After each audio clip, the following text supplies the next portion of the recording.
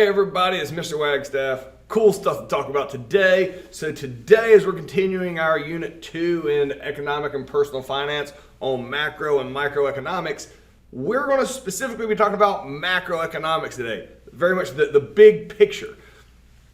Before I give you any precursors to it, because it's all detail oriented, let's just go ahead and jump into it. So today we're going to be talking about macroeconomic basics.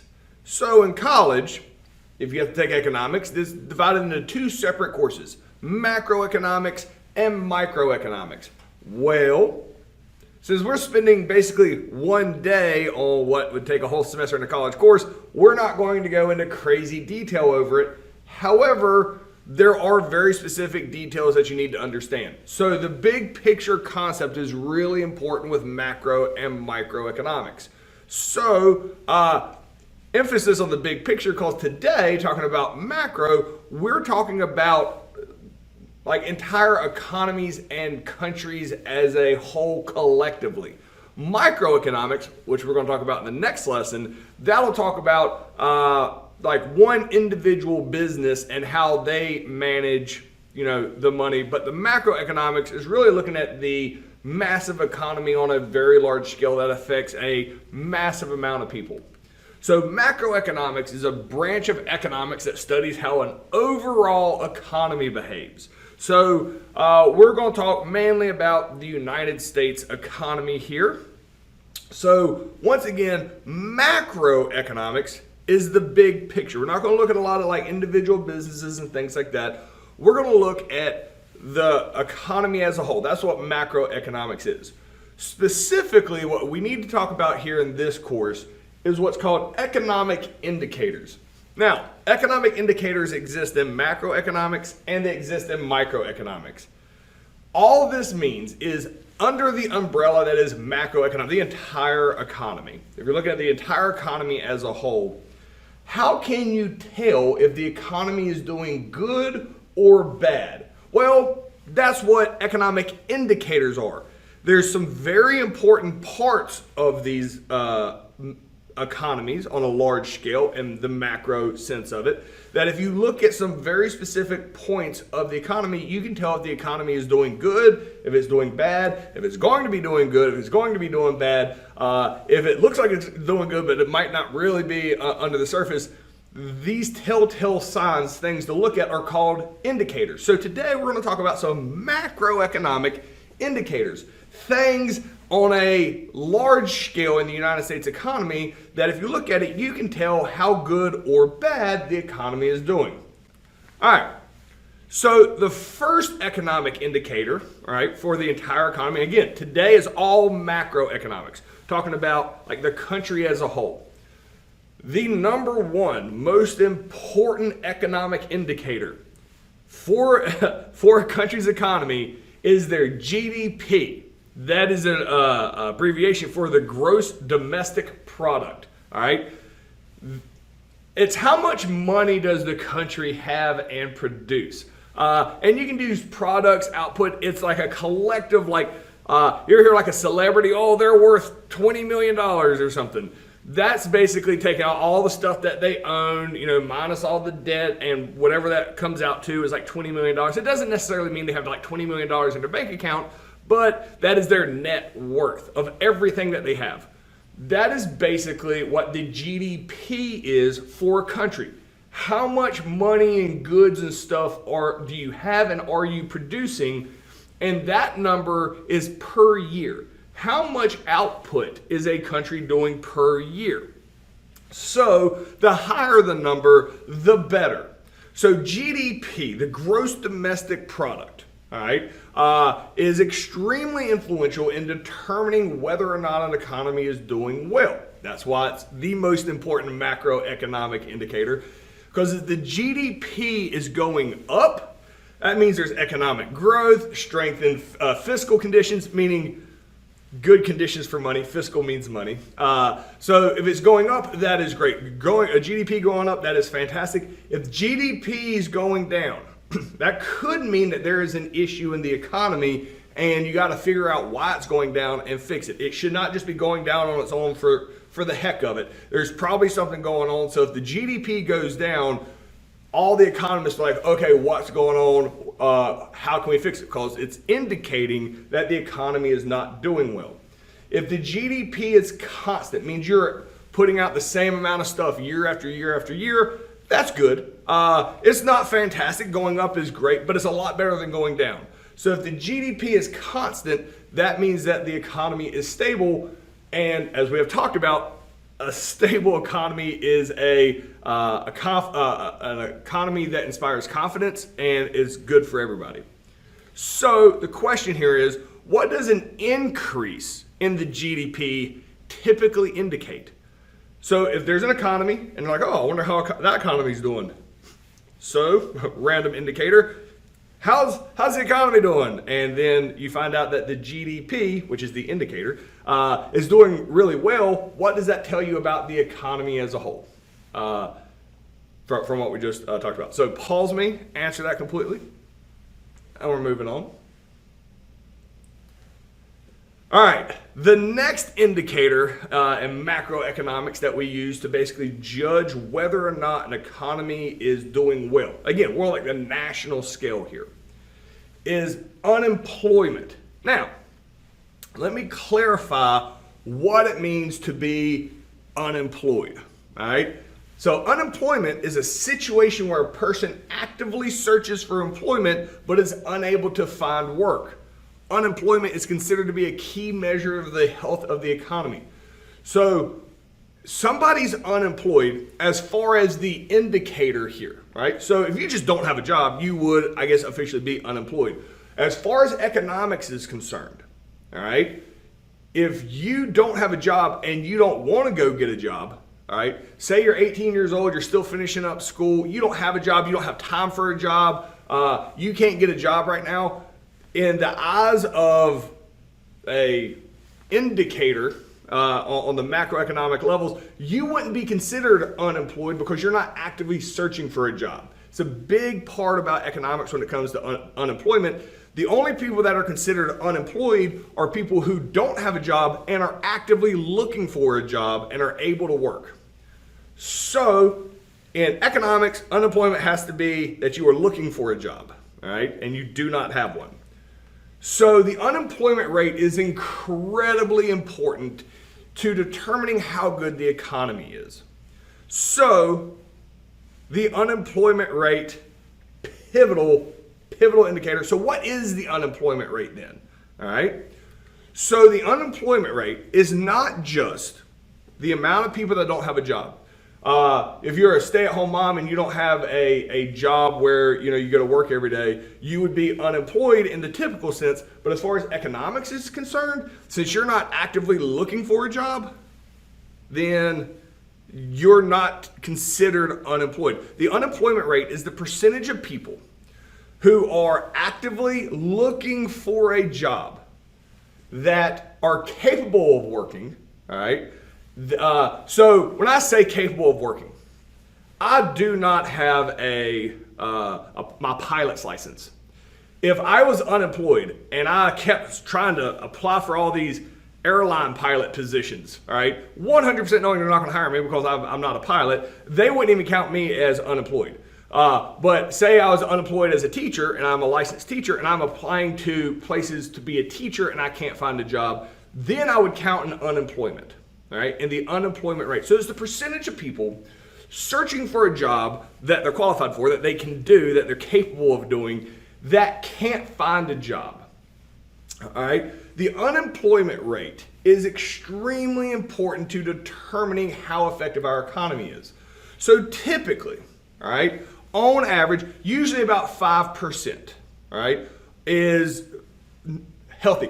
Oh, sure, it would be great to have 0%. Nobody in the country is looking for a job. Hooray, high fives. That's irrational. There's always going to be people that quit a job, they're going to go look for another job. There's always going to be some flux in the job market with people looking for jobs that currently are looking for a job and don't have one. They might get one tomorrow, but today they're considered part of the unemployment rate. 5% is normally healthy, all right? So that means 5% of the workforce is currently unemployed looking for a job. A lot of times that's just people in between jobs, and that's fine. However, If the economy is doing fantastic and everybody's desperately hiring and the employment rate hits 2%, that's great. All right, that means very few people are unemployed. So if the unemployment rate goes down, that's good, because these are the percentage of unemployed people. All right, if the unemployment rate goes up, that's a problem. So this graph here, you can see his unemployment rate. It kind of wiggles. Look at that big spike in the middle. That's the Great Depression. All right, it hit up over 20% unemployment. That's just staggering. It's like unheard of. Crazy high numbers, because everything had closed down. Tons of people were looking for work and they can't find it. That is a clear indicator that the entire economy is in shambles. But I mean, you can see back in the 1980s, it reaches up almost 10%. That is panic mode. Like, there is a problem here. Why are there not enough jobs? You have to have people have jobs to make money in order to spend money to help the economy. The unemployment rate is a pivotal indicator of macroeconomics. So if unemployment rises, means the unemployment rate goes up, that's bad. Means there's lower output and incomes, signals economic inefficiency. There's not enough jobs for everybody. If unemployment falls and goes down, that's good. Reduces government borrowing, something that we're going to talk about in the future in this course, and supports economic growth. More people working, the economy is humming along. Unemployment is constant. So that if it's constant at 3%, that's good. If it's constant at 7%, that's not good. So unemployment being constant depends on where it's constant at. 5 typically is kind of rule of thumb. If we're below 5, we're doing good. If we're above 5, we're doing bad. And so you always want to get it down as much as possible, but it would be irrational to think that you could just have it at 0%, because people are always going to be switching jobs. So the question here is, what typically corresponds with an increase in unemployment rate? All right, and why is that? Typically, how's the economy doing if the unemployment rate is increasing? All right, pause me, answer that completely, and we're moving on. All right, inflation rate as a macroeconomic indicator. So inflation, all right, it's really easy to say when prices go up. The inflation prices, prices are being inflated. That is correct, because the value of the dollar has gone down, takes more dollars to buy the same thing. So inflation happens every year for a variety of reasons, mainly because the central bank, the Federal Reserve in the United States, make sure inflation happens a little bit every year. All right. So inflation, all right, the value of the dollar going down and prices going up every year, that is a man-made thing to happen. All right. So inflation is prices going up. We do that on purpose as a society. And you're like, what? What a jerk move. Why would they make prices go up? Because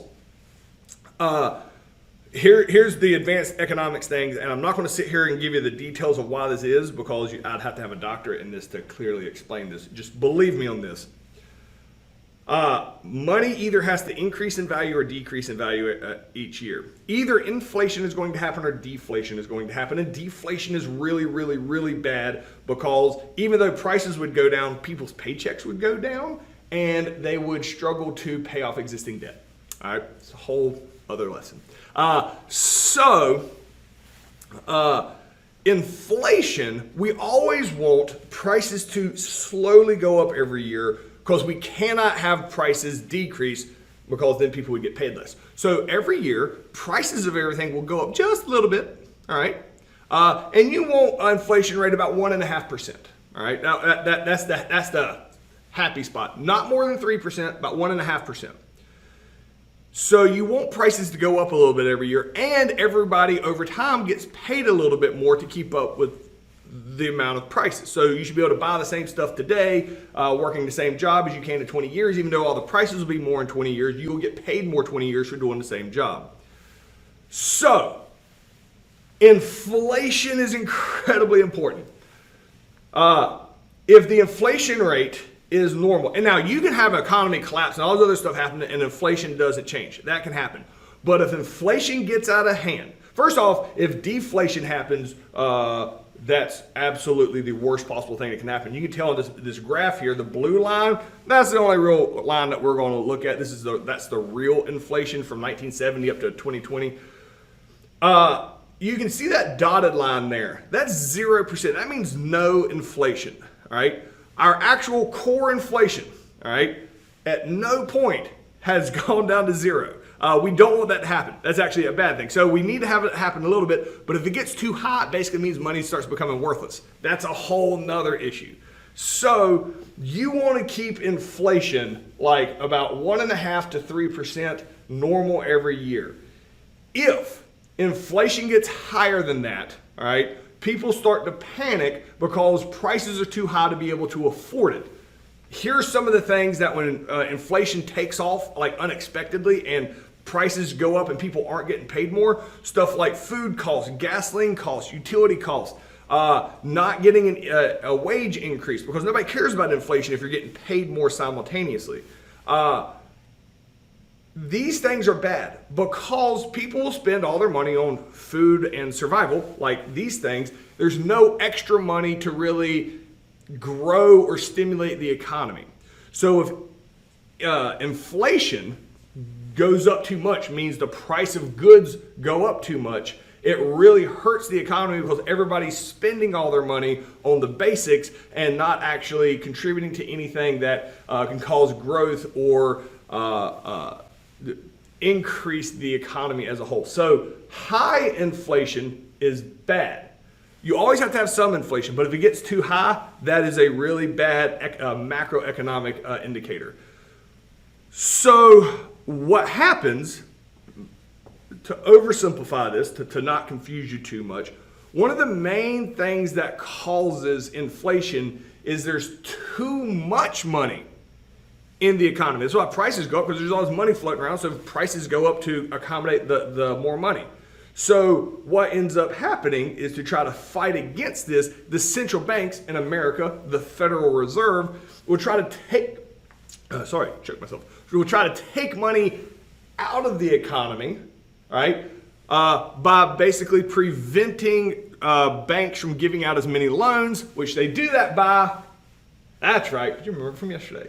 Increasing interest rates. So the Federal Reserve, if inflation gets too high, will increase interest rates. This stops banks because people aren't going to borrow at exaggerated rates.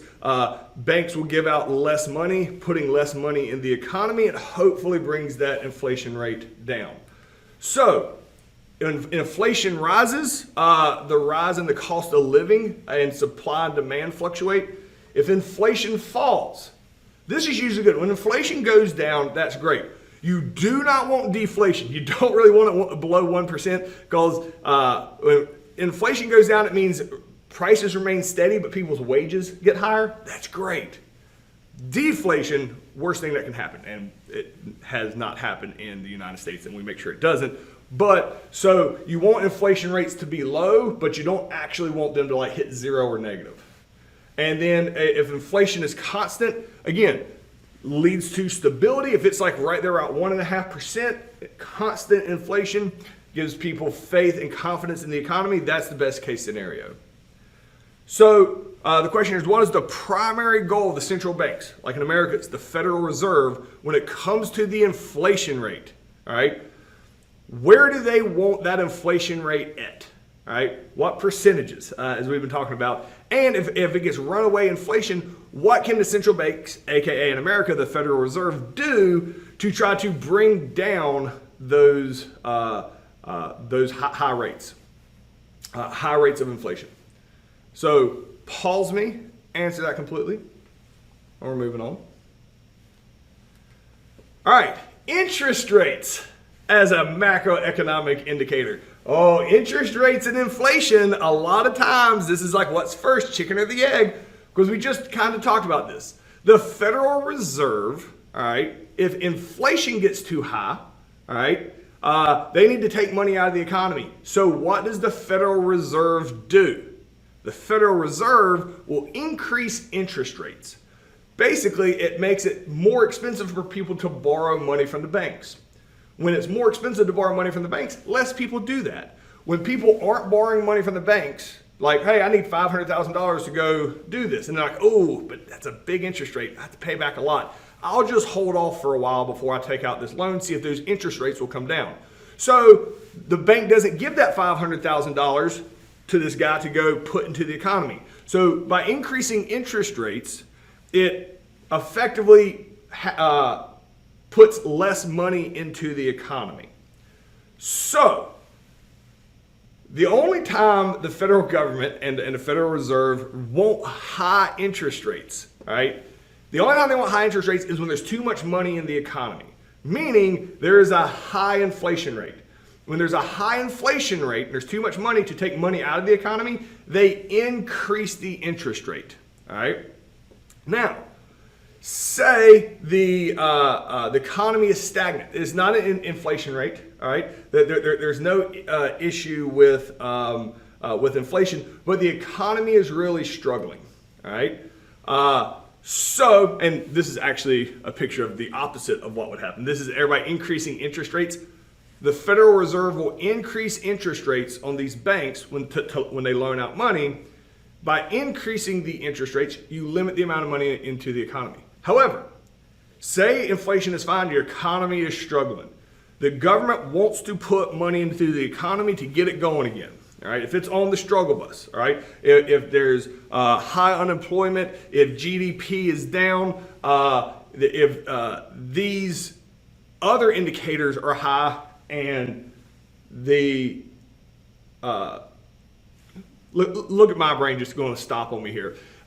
If the inflation rate is fine, but everything else is showing it's a bad economy, the government will lower interest rates, all right, to a really, really low limit, encouraging that guy now to go take out his $500,000 to go start his business. And enough people do that, it does get the economy up and rolling again. So the question here is explain how lowering interest rates would help stimulate the economy. If there's a lower interest rate, all right, that is like thank you money for taking out a loan. If that's low, more people are likely to take out loans. That puts more money in the economy and it stimulates the economy. So pause me, answer that completely. Moving on.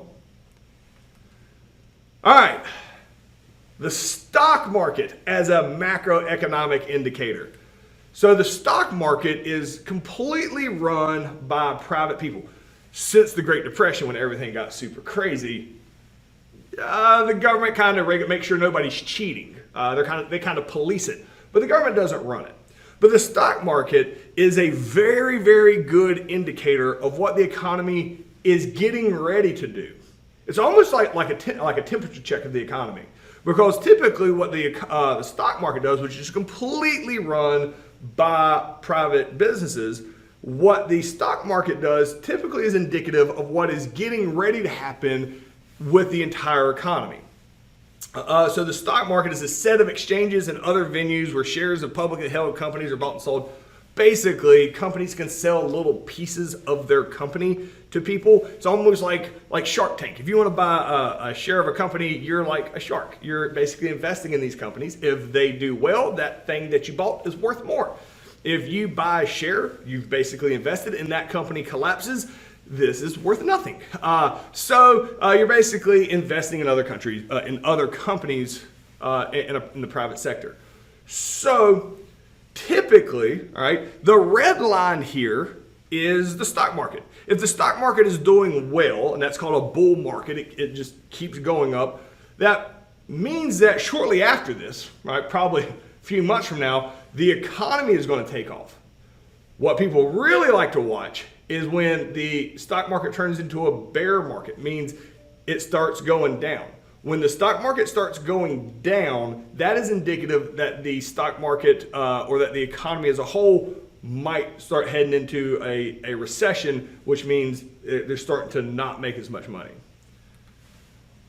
So the question here is, explain what can be indicated about the economy during a rise in the stock market. So pause me, answer that completely. That's what I got for you guys today. See y'all tomorrow.